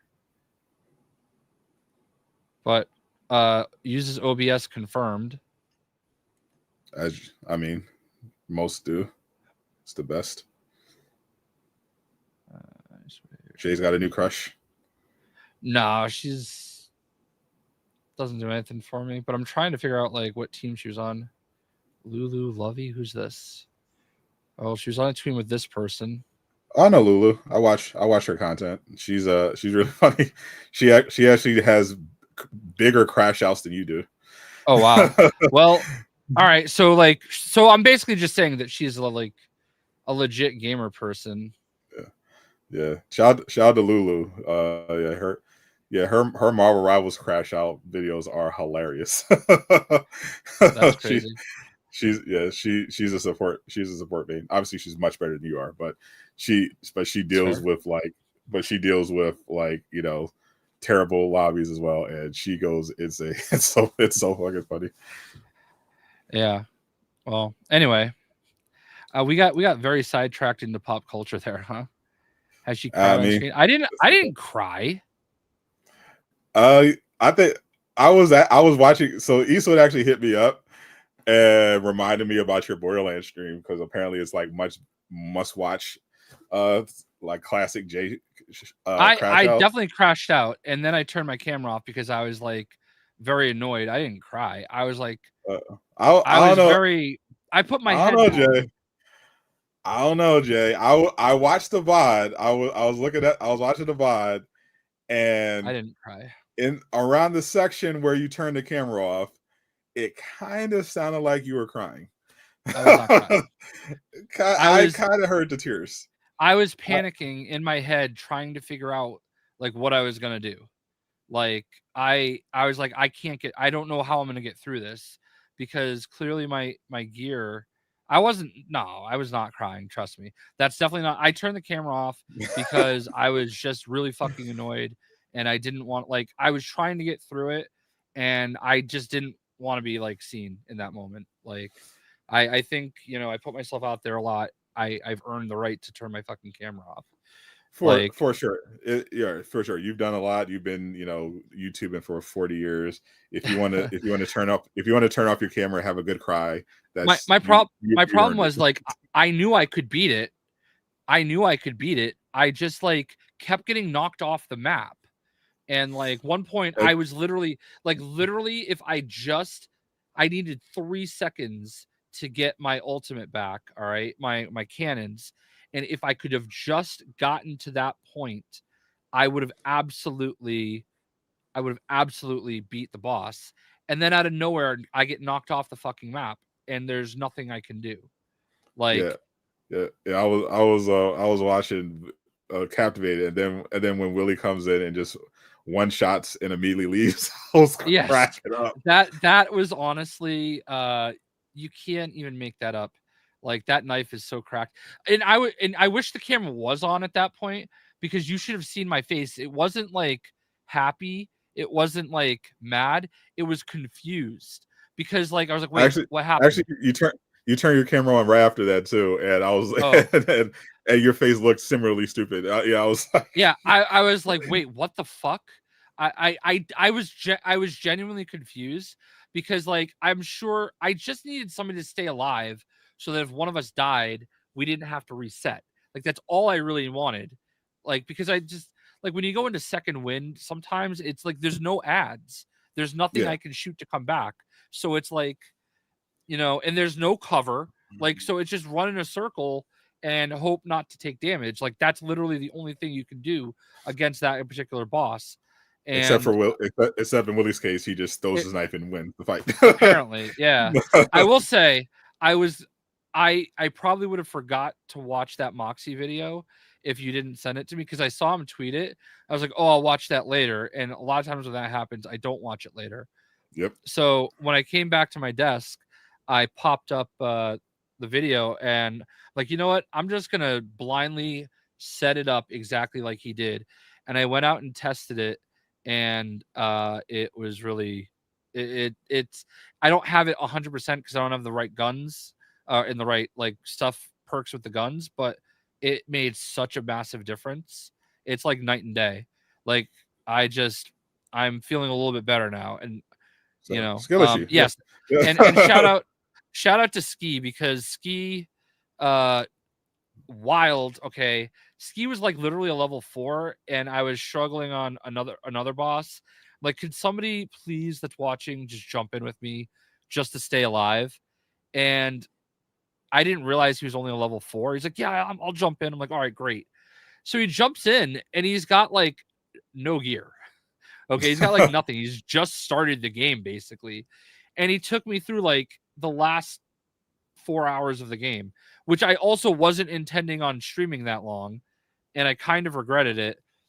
Yeah, I'll hop in with you at some point, Ski. Trust me. It's just Sundays I usually don't do as much. But yeah. So I I got. I'm I I'm at a haven't played point. it a couple of days. Yeah, I'm at a point where I kind of just want to get all my achievements and be done. I do like the game, but I feel like there's changes that were made that I miss the way it used to be. Uh yeah, you're the MVP just by being there. Like it really helped. The game is a different game when there's a second person with you. Like, Yeah. and I understand that and everything, but like my problem with that boss I was on is you have Zane and Amara in a bubble doing nothing, like just looking at a certain character that we found. Okay, like they're just standing there doing nothing, and Zane, come help me shoot. Like you got Yep. a gun, come shoot with me.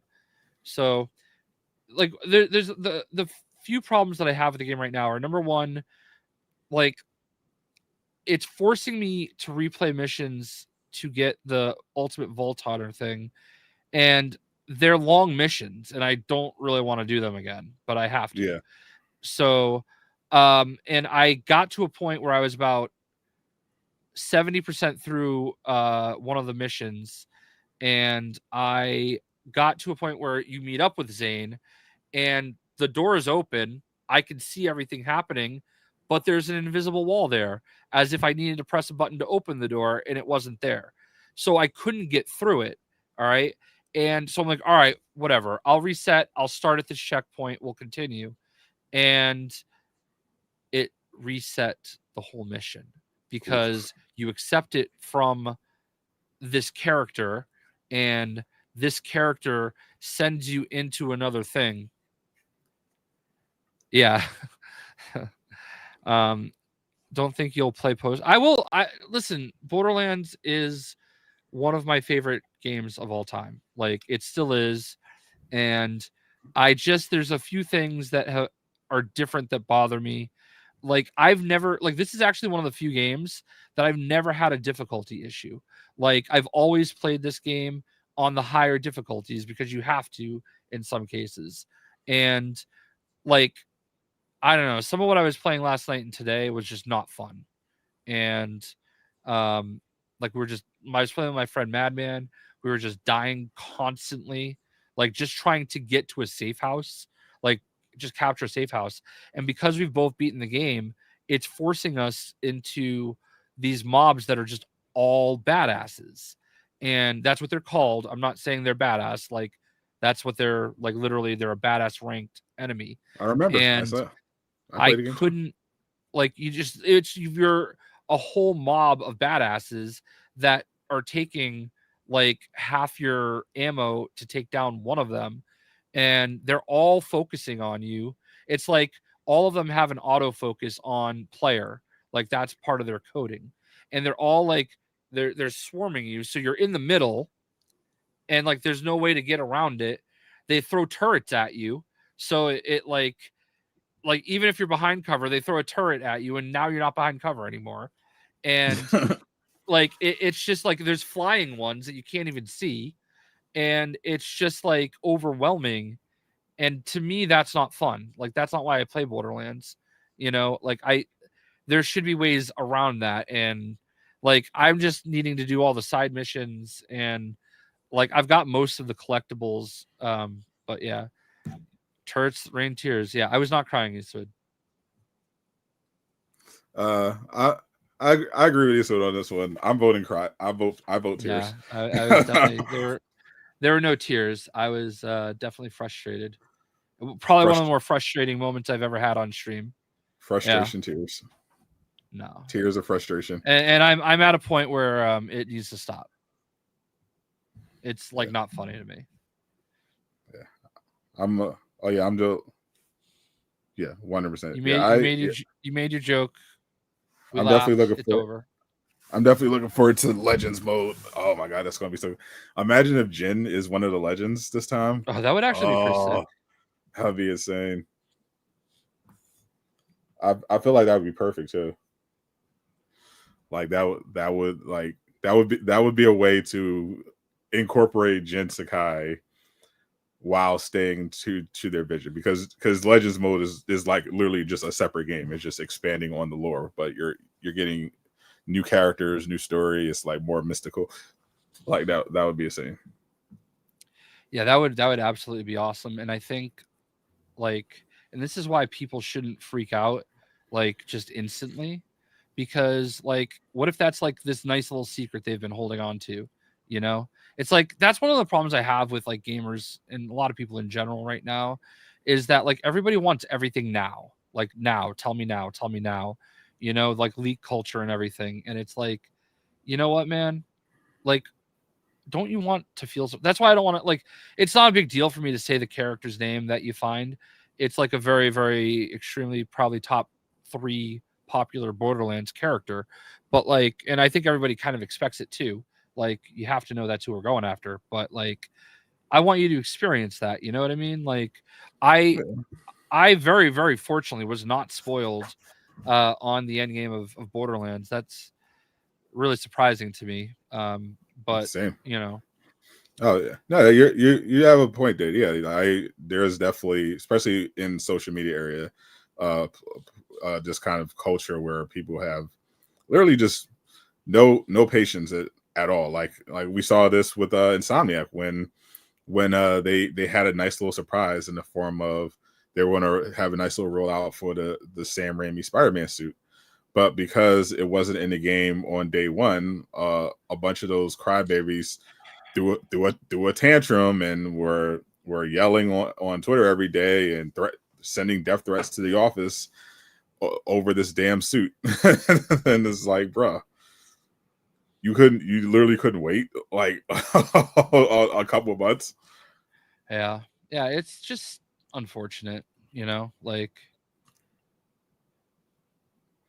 It's actually yeah. I've heard Dying Light is good. I could have, I didn't see it until like late, but I could have probably got a code for it, Dying Light the Beast. I definitely refused to buy it because Dying Light 2 was so bad. I'm assuming maybe they fixed it after the fact because people said it was good, but I bought it at launch and it was it was literally unplayable. And that's one thing for a PC player, but for a game to be unplayable on console day one, that's unacceptable. Gabe, the answer to your question is no. Yeah, that the game was actually like being a game being so unoptimized that it's unplayable on a PlayStation 5 is insane. Yeah. Like I was like, nah.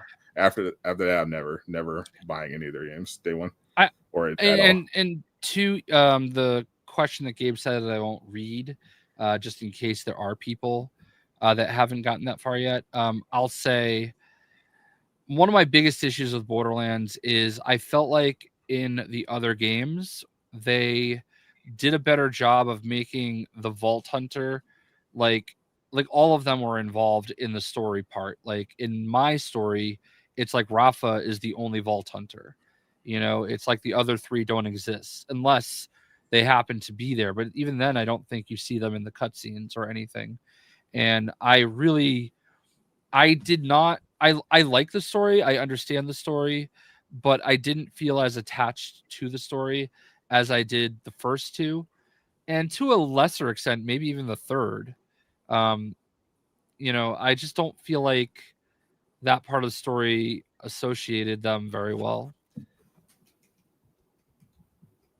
So I was never that invested in the story. I watched a yeah, quick I get lore that. video before Borderlands 4 to get Yeah, caught up. yeah. But I thought it was okay so far. I mean, a lot of people are saying it's the best Borderlands, and I don't know if I'm ready to go there. Like, I think there's a lot of aspects of it that are really great. Um, and I want to get there, but like, I don't know. I just feel like I do think the story they did a better job with the story than 3. A lot of people are really annoyed with the two main antagonists in 3, Right. because they tried to like lean too hard into the streamer culture Pop and culture, whatever. yeah. Yeah, and it just didn't work the same. But like I've definitely run into some really fun stuff. Like the side quest, I think, is where most of the fun stuff is. I saw a few references the other day that like today I took a screenshot of one of the more wild quests that we've seen so far. You have to go find some threshers for this guy because he wants to breed them, and his place is the Hump Hut, Oh man. and that's the thresher, and then you have to find it a mate, and they go into the Hump Hut, and I don't know, when they're flirting in the field, it there are projectiles that go into the Hump Hut. So yeah, It's disturbing. it's very disturbing, but yeah, it was some cool stuff though. Otherwise, I do appreciate the subtlety of some of the humor. are you a Power Rangers guy? Who isn't a Power Rangers guy from the 90s? I'm just making sure. So last night I got to go in Megazord and take over Megazord. That was my crew. That's actually pretty cool. Yeah. So it was actually, I'm not like a big Power Rangers person. Oh, we all did the I was obsessed with Power Rangers when I was a kid. yeah, that was more my brother's thing. We all did the they all do the pose when you get in. I love how they kept the bad CG background from the original. Yeah. So being in the Megazord was pretty cool, and they do the whole there's the Go Power Rangers song in the background. Almost makes me want to pick up Fortnite again. Yeah, so like one of the times we got it last night, we're waiting for it to spawn, and I guess there's this place where on the map it's like where there's signs that says no dancing, and if you hit an emote there, it like knocks you back, and you die. And Ski's like, "Oh, Jay, come here and hit an emote," and everybody's like, "No, don't do it." And yeah, he baited me. So all three of us do it, and only one person's still alive. And then the Power Rangers thing spawns, and one person runs to try to get it, and the creeper stayed behind to like revive the other two people that were down still, and like literally I was revived for like 1 second, and I don't remember who went to get the Megazord, but they got it just in time for me to be alive again and actually go in it. Because if you're dead, you don't get to go in it. So yeah, it was pretty cool. Gen V, yes, Gen V. The first 3 episodes of Gen V are on right now on Amazon. I actually watched all 3 of them. Do I have to watch that? I mean, I don't think we reviewed it before, so I'll give you a pass because I'll try to, but I did not really enjoy Gen. I know you're not that. I know you're not that into the boys in general.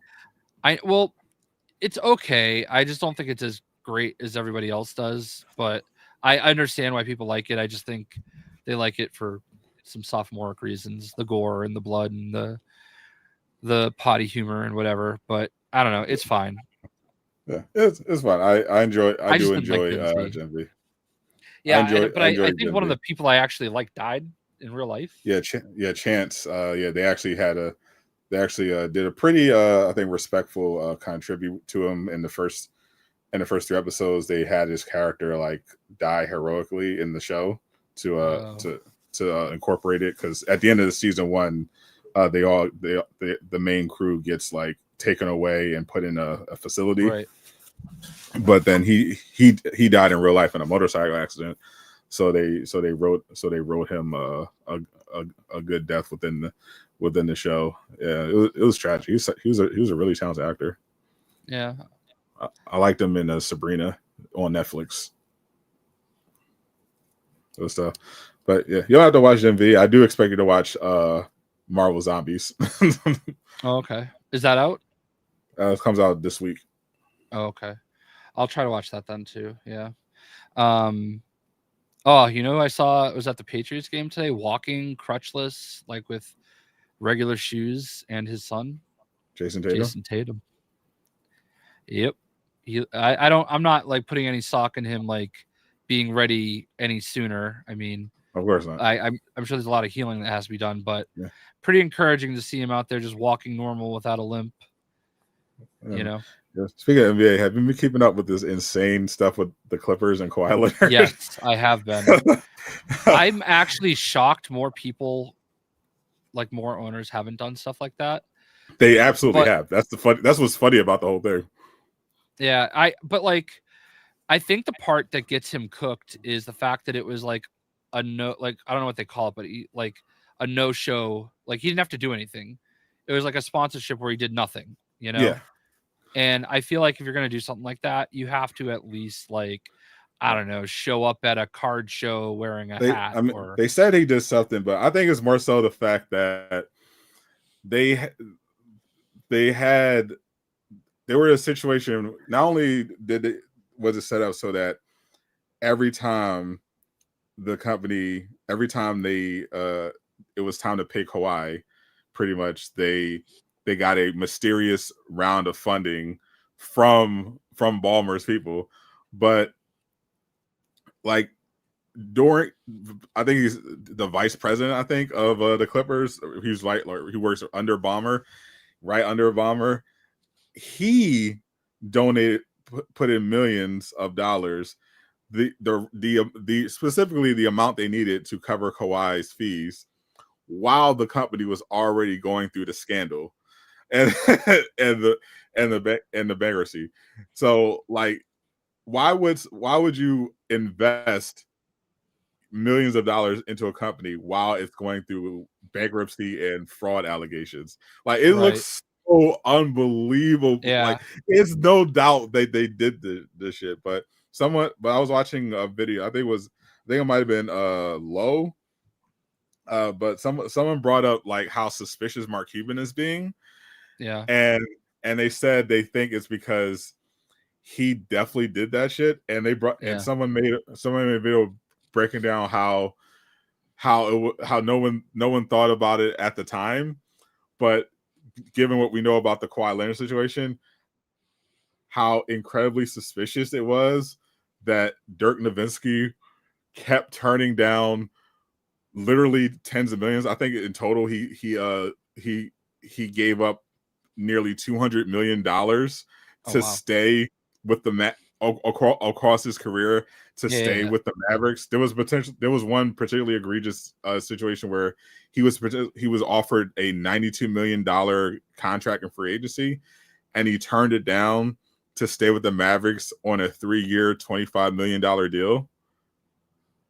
Yeah, and everybody at the time was like, "Oh, he's just such a loyal player. He's saving money so they can build around him and Chandler Parsons." Because remember that time they thought Chandler was going to help them get back to the finals. But yeah, he turned down $92 million to take a $25 million deal, and he would end up taking minimum contracts. But then someone pointed out that after that, later on, Dirk Nowitzki did a documentary. He put together a documentary, and someone bought the rights to his documentary so that it could air. And guess who owned the company who bought the documentary? Mark Cuban. Mark fucking Cuban. and it was for an undisclosed amount of money.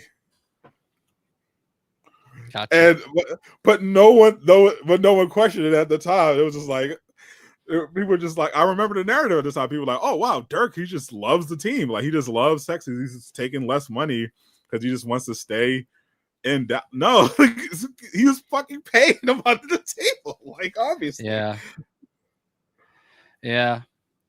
That's just crazy. Like Jalen Brunson, just 100% Jalen Brunson. That's why, because Jalen Brunson literally took $100 million less, and even then people were like, raised their eyebrows a little bit. And the Knicks also did get a light slap on the wrist for tampering, but no one investigated really the $100 million pay cut Jalen Brunson took, which is like, wait a minute. Yeah. After this Kawhi stuff, Dallas is like, oh, what's going on here? What's going on here? Yeah, that's wild. Yeah, there is. I would not be. I would be surprised if there wasn't widespread cap circumvention. Because the thing about the Clippers thing is, that's not the first time Ballmer. Like, that's what was funny when Cuban said, "Oh, he wouldn't be stupid enough to do this." He literally did that. Ballmer got in trouble a while ago with remember the DeAndre Jordan free agency fiasco back when people actually wanted DeAndre Jordan. Yeah, when they literally locked him in his house I remember that. to get him to sign. No, they got him. Ballmer got him a sponsorship with like Mercedes-Benz or something, and the league was like, "Oh, that's a no-no." But so we know Ballmer does this stuff, man. Like, it's so obvious these owners are doing everything they can to get these players to come. Whether it's obviously everyone tampers, talking to them before they're supposed to, but also for sure paying them a little something to circumvent the salary cap, especially with the new CBA. Yeah, I wish Boston did that. No, they just paid Tatum and Brown everything they could Yeah. Now we had to trade everybody. So At least we know they're honest. Even yeah. if we hate even if I hate Boston, at least I can say the organization is scummy but honest enough to not circumvent the salary cap. Or I guess you should say, or you can also argue that they're stupid to be the only team that's not circumventing the salary cap. Yeah. But it is what it is. I think we can wrap it up for today. Appreciate everyone hanging out for another spectacular after show podcast. It was a lot of fireworks, a lot of fun.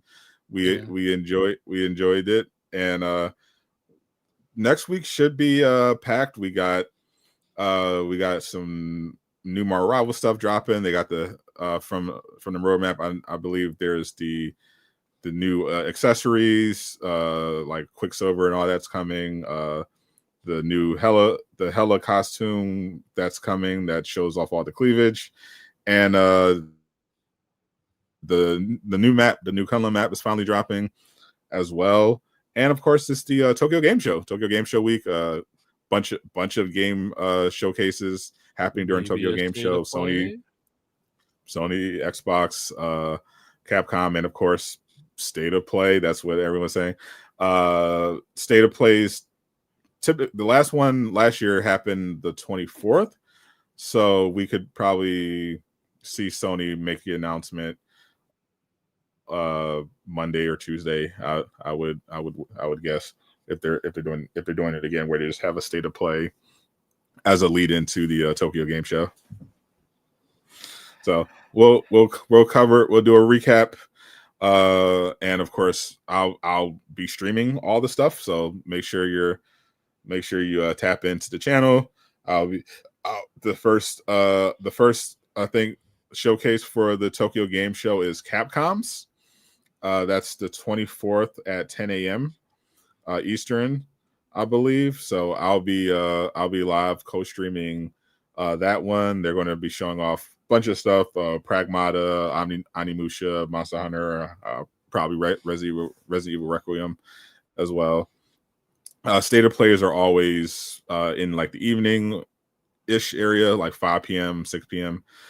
Eastern. So if they do have a State of Play the same day as the Capcom thing, I'll be able to easily do both. So that's not going to be a scheduling issue. And of course, we'll talk about all the stuff that gets shown off this week. There should be a good time, and definitely tap in, because we love the gaming, and we're rooting for the new Wolverine trailer. Finally the new Wolverine trailer. Hopefully the rumors are true. We'll get that. Catch y'all later. I'm Stout the Gamer. I am not Casual Avenger. He was Batman. Now he's Jay. Batman. Briefly. Zip it up and zip it out. Peace, my naysayers.